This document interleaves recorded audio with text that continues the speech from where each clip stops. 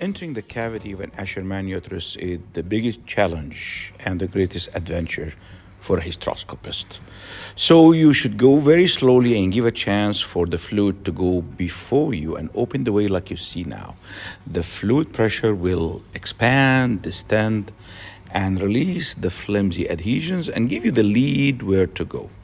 Always put in your mind that the water knows direction better than you. The cavity of the Asherman has no identifiable anatomy. There is no landmark. You cannot have tubal ostium or a cornea to know your direction. So it depends on the tactile sensation and very slow entry. And give a chance to release all the flimsy adhesions by the fluid.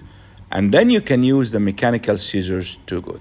Here are a lot of flimsy adhesions stretching between the anterior and the posterior wall.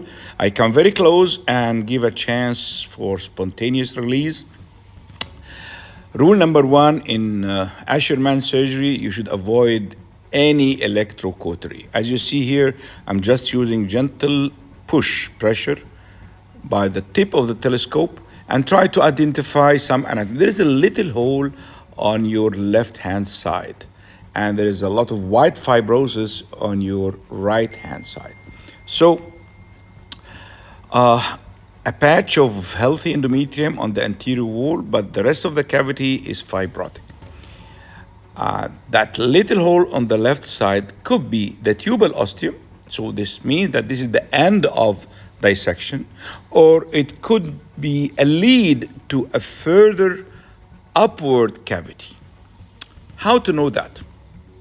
Definitely, if you have a concomitant ultrasound during surgery, that might help, but I find it very cumbersome. So I use a technique, I call it the blind man stick. First, cut the adhesions on the lateral wall to gain better access to this hole and expand more space. Then use, look at this white tissues. This is fibrous tissue. This is not a myometrium. Again, hysteroscopic surgeons should have a very good observing eyes to differentiate between the color of the tissues. And then I use the scissor. This is the blind man stick. Push the scissor as a probe to test what is behind. But you have to be careful. Don't push very strongly. Otherwise, you will find the scissor going all the way to the peritoneal cavity. Then pushing the scissor through this hole, I realized there is an upper cavity. So this gives me some more comfortable feeling that I can expand the cavity further and I can communicate this small restricted space to an upper cavity, and it could have a healthy endometrium, all right? Again, using the scissor tip to dissect. This is technique to open the scissor up and down, left and right, and this will help to dissect the tissues, separate the fibrous tissue. Again, a little cut, and then the hole is more widened, and I'm very curious, as well as you are all of you are curious to know what is upstairs. Keep watching, join me, and let's move in, rotating the telescope clockwise and anti-clockwise. Little push, expand more the opening by the scissor, cut laterally to have a wider opening, and I am sure of the reaction of all the audience now. You are feeling very happy. Some of you jump, some of you applaud, some of you say, yes, this is the cornea. So an identifiable GPS point will help you to gain confidence, and then you can cut quickly. Don't lose time. Don't lose time. And actually this video is non-edited. This is the real time of the procedure, which is 9 minutes from 0 to hero. This GPS point, the cornea on your left-hand side, which is the right-hand side of the patient. Okay, I want orientation to be clear for all my audience, will be the leading point to tell you where to cut. Again, look at this tissue. This is fibrosis. I want to know now what is the cut-off limit of going more kefal, because otherwise you will perforate. So again, each now and then I check the ostium to know and to avoid cutting further up, further kefal beyond the point of the ostium.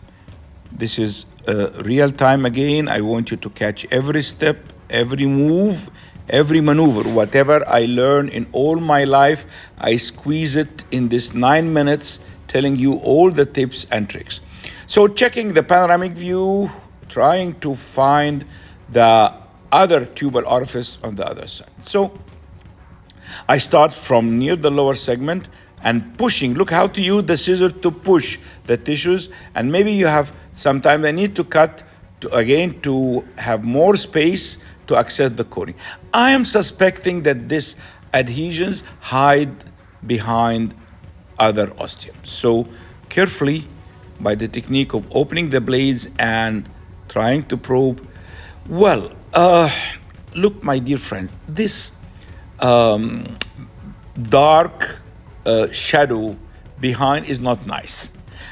It could be a perforation. But when I check the other tubal orifice location, I realize that I'm not a level higher than the other orifice. So it is not a perforation. So what will confirm for you that it's not a perforation? Two things. Listen again. Two things to reassure you that you didn't perforate. Number one, which is the more important, is the level of the ostium on the other side. If this hole is the same level or lower, so definitely you didn't perforate. This is the orifice of the tube on the other side. And checking the other hole, look at what I'm doing. I am comparing. If this hole is at a higher level, probably you are at the cirrhosis. The second point to reassure you that there is no perforation, that the fluid, the pressure inside the uterus is maintained. There is no collapse of the cavity. If you perforate, there is a leakage of fluid. Now, look at this. I am touching by the scissor. If there is an end, if there is a wall, if there is a tissue behind, there is a wall. So I didn't perforate. Actually, at this moment, I was a little bit worried if this is the ostium or a perforation. Then I realized that I couldn't reach an ostium, but I reached the level of the ostium. It could be this is the cornea which is damaged by fibrosis. So at the end, I felt satisfied again. This is not a perforation because we are keeping fluid pressure. And then I put a foolish balloon under vision to inflate an amount enough to distend the balloon without overfilling or underfilling. So the balloon will stay for about 10 days, and then I will share with you the post-operative results. This is the histography before surgery, and 1 month later, this is the histography after surgery. My dear friends, this is Osama Shawki from Cairo, Egypt.